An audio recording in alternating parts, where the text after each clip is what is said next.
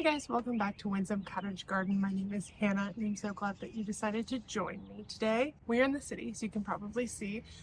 This is a slightly hodgepodgey video today because I realized there were a couple seeds that I ran out of last time we started some seeds. Specifically, I ran out of cucamelons and dragon tongue bush beans, which I'll need later this year. But when I went to purchase them from Baker Creek, I found a plethora of other beautiful things that I had to have. So I'm going to be starting another tray of stuff that's kind of 4 to 6 plus weeks time that needs to be done. Not a ton of things, just one small tray just to get the clock started on those. I also, at the same time, my mom recently purchased iris rhizomes on Etsy that I'm going to be potting up for her. They're a little small, so we would like to see them get some size and established before we put them in the yard. And I want to start pre-sprouting my anemone and ranunculus bulbs. I haven't even opened the bags yet, so I'm not quite sure what they're going to look like, but we'll discover together. And then I'll also, at the end of this video, give you a brief update on all the seeds we started in our last seed starting video, because a lot of them have already sprouted. So first things first, let's get our seeds mat filled, and then I'll dive into varieties that I'm getting started today.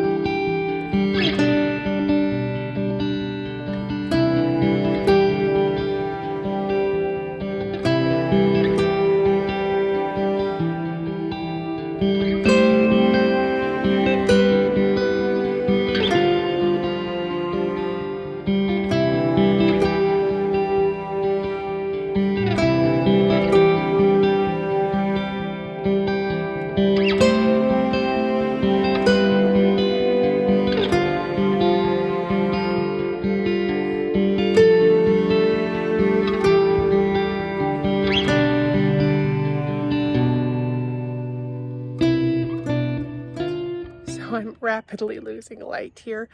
I decided to do this outside because it was 70 degrees today, which was our first 70-degree day, and I was super excited about that. But I'll do something so you guys will be able to see more than I can. Before I go inside, I wanted to quickly show you the 3 iris rhizomes that I potted up for my mother. We ordered these on Etsy. The potting mix I have was a little bit wetter than I would have liked, so I didn't really water these in too much, but they'll drain and they'll dry out soon enough. But this is a cherry blossom iris rhizome. I put it in potting mix, added a little biotone starter fertilizer because we want these to get the best lease on life, and they're just going to kind of sit out here and acclimate to our weather so that they wake up naturally with our season. So that was a cherry blossom. This one is a grateful red. Again, kind of small. And this one is a raspberry swirl. So I'll pop pictures up of what they look like. But they're going to sit here on my little table. They are going to move up to the cottage eventually, but we have a little nicer weather. So while we do want them to acclimate to our weather, we also want them to root in well. So I'm going to leave them out here. They should do pretty well. So we are back inside. Some time has elapsed as I had to eat dinner real quick because it was getting kind of late. But I did want to talk a little bit more about the additional seed varieties I planted before I show you what you can see behind me, which is my seed situation. I bought in this latest shopping spree a couple different flowers, mostly zinnias, which you'll get to see later. But I did buy 2 more varieties of cosmos that I just couldn't resist. Here's the first one. It is an apricot lemonade cosmo. I mean, is that not amazing? Like, it just looks so cool. I hope that lives up to its picture. I also bought a velouette variety.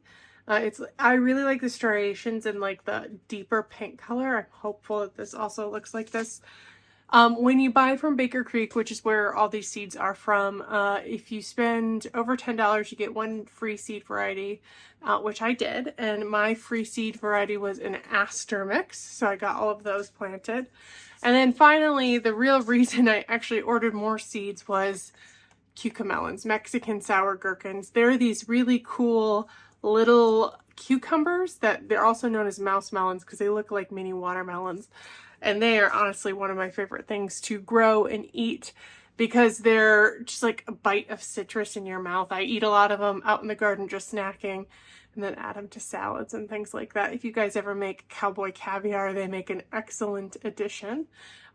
So had to get those seeds started, which is what I did today. I'll show you where those are on the rack, and I thought we would quickly check in on the rest of the seeds so you can see where they are. We planted these 8 days ago. So some of them I don't expect to be up yet based on how long they take to germinate. Some of them I was surprised that they were up. I was a little worried because I got everything set, watered them in well, and then I left for like 5 or 6 days. Someone did pop in and check on a couple of things once, and they had turned some lights on for me because I had a ton of things up that I wasn't expecting. But let me give you a closer look at my light situation and just a brief overview of the seeds that have germinated and what is still yet to come. I actually have 2 sets of lights. One over there, which I'll give you a closer look at in a moment, and then this one, which actually lives in my kitchen year round. It's a bamboo light of some sort from Gardener Supply. Actually, both of these are from Gardener Supply. Purchased this one first, love it. It's a modular set that you can kind of stack on top of each other, which is what I do here. And I have stuff like in the summer or in the off seasons, I have plants that need a little extra sun here. And then, or if I don't need it, I turn it off and use it for storage. Not the most, useful, but it's actually like an attractive piece of furniture that fits in well here. So I really, really like that. But I also have in my setup, as you can see, just a little cheapo temperature gauge and humidity gauge. It's not as humid as it could be. I actually have in my supplies, which this is only here during seed starting season, a humidifier, so I should get that going. But you can see that we have germination. Now, this is one that I didn't expect things to be up. Though they're starting to just, you can see a little speck of green. I think they all have something germinated. These 2 rows are the cherry, brandy cherry, black-eyed Susan. These are the Dusty Millers, and then these are the Crispedia. You can see the itty-bitty babies just beginning to come out. I'm going to leave the humidity dome on this just for a little while longer. Probably take it off tomorrow afternoon, hoping to keep that humidity in so a couple more germinate. This is an entire flat 72 count tray of alyssum. I sowed thickly, which wasn't that hard to do because well, frankly, their seeds are itty bitty. But this is the Royal Carpet Alyssum. All had really good germination. The Carpet of Snow had really good germination. And then we have the Rosie O'Day. Now, these have all popped up since yesterday, so maybe they just needed a little extra time. And they hopefully are coming. But this was a little surprising because this is the one variety of alyssum that had done almost nothing. But there are babies, like, look, itty bitty baby plants, and I'm sure there's some more, hopefully, in here as well. These guys still have their seed cap on. I just leave them, but having some extra humidity in here will help with that. They're doing well. This you guys are actually familiar with because this is our tomato and pepper thing, which you've seen more of. It's actually backwards right now. There, now you can actually see what's what at a glance, except for this one, which is backwards for some reason. Anyway, you can actually see what's what. We have some Salanova, flat cabbage. This was the cabbage we bought this year, which I can't quite remember. It's like, I can't remember. Some more Salanova. You can see that they're already beginning to put on secondary true leaves. These guys are too, so they'll grow on a little bit. We'll move them outside. And then we get into the tomatoes. The Paul Robesons had some really great germination. There, if you look closely, there are some true leaves just beginning to emerge. So far, had one Napa Chardonnay germinate. Hopefully there's some more coming, but I only need one, so we got one. Good news.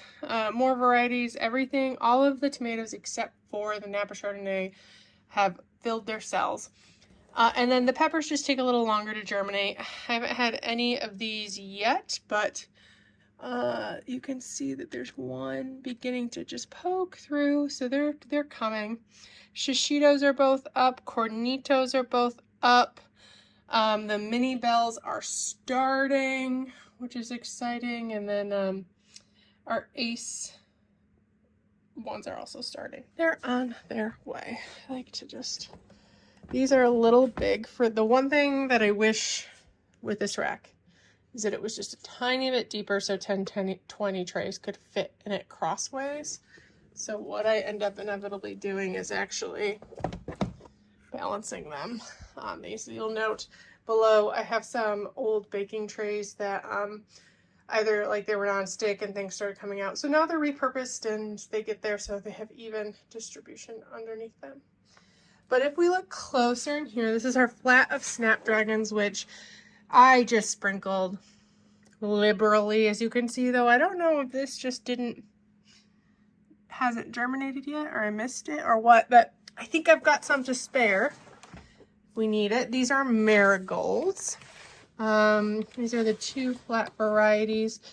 This is the Bolero, and then that is the Champion mix. So great germination there. This setup in here is a little bit warmer than the one over there, which we will see more of later, just because I had some marigolds there that their germination's is just getting started. So these guys got a heavy spritz not too long ago, so they look a little sad, that's why. And then this is the other pastel carpet alyssum, as well as our cosmos, which are also, you know what, this actually feels a little light. Let's give it a water. When I water these, I do a couple things. The first thing I do is I give it a nice thick spritzing with a spray bottle.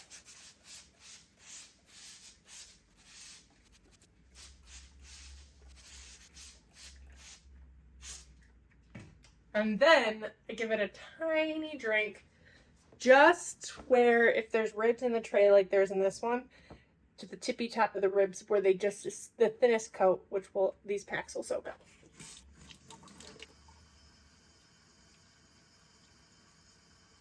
Now it can go back on the shelf. You'll get a feel for your trays. Like you've heard me say, but I picked it up. Ooh, that feels a little light. That let me know it did need some extra TLC. Now that's got nice humidity, and that water will soak up through the holes in the bottom, as it's already started, as you can kind of see, and it provides a little extra humidity to this area, which it needs. I should get my humidifier started. We go down to the next layer down. We've got some plants that are still kind of germinating. In here we have a couple cosmos that didn't fit in the other tray, as well as all of our celosia. Now the celosia is a lot slower of a germinator, so this also I'm going to go water in just a sec. I thought about putting the dome back on this. What I might do, well, they're coming up. I just can't let them get dry. Now this is looking a little dry, but I will give it a nice thorough soaking.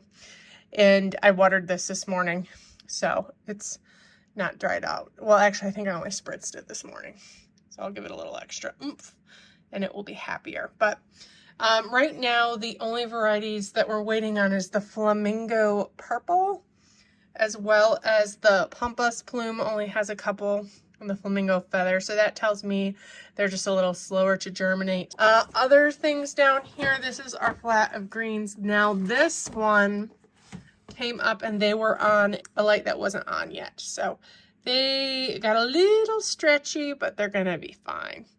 You can see that our Rocky Top Mountainlet mix hasn't done quite as well, but there are a couple in here. Like, I don't love that color. I don't know if they just emerge, or I'm a little worried that they went from having no light to me quickly sticking them under here.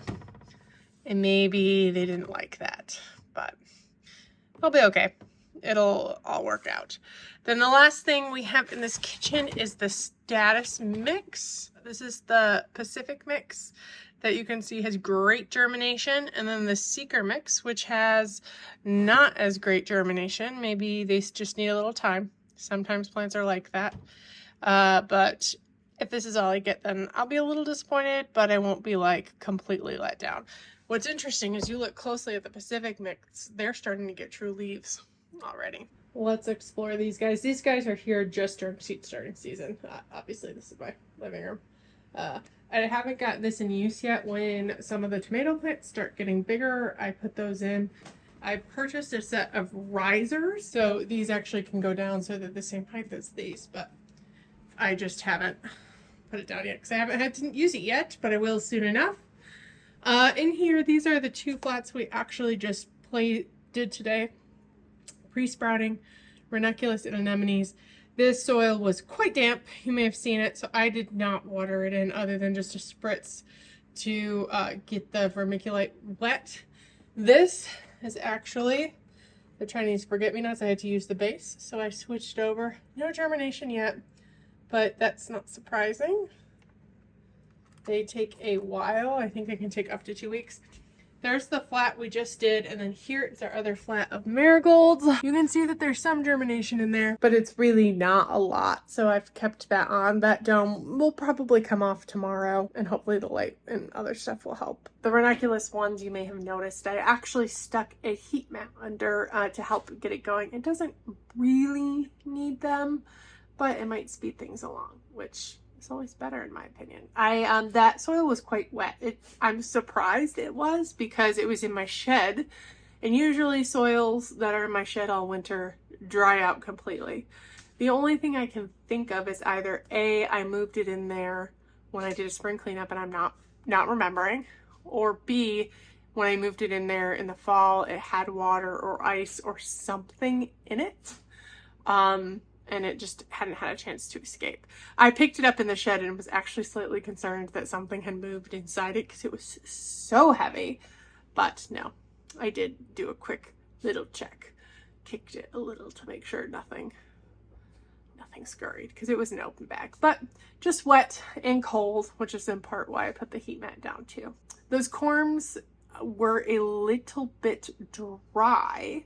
They didn't look desiccated, so I think they should be okay. I wouldn't be surprised if some of them don't come back, but I think some of them will. So it'll be an exciting surprise to see what happens, and you'll find out right alongside me. I know this video was a little bit of a hodgepodge, but I thought I'd bring you along as we kind of start some new things out on their first journey with us. You'll be able to follow along with these little plants' journeys as they start out life here and then make their way either into the garden here in the city or at our cottage garden along the lake shore. If you like this video, please make sure to hit that thumbs up button and subscribe so you can watch them as they make that journey and the rest of the garden's journey all year long. Thank you so much for joining me today, and I can't wait to see you in the next video. Bye-bye.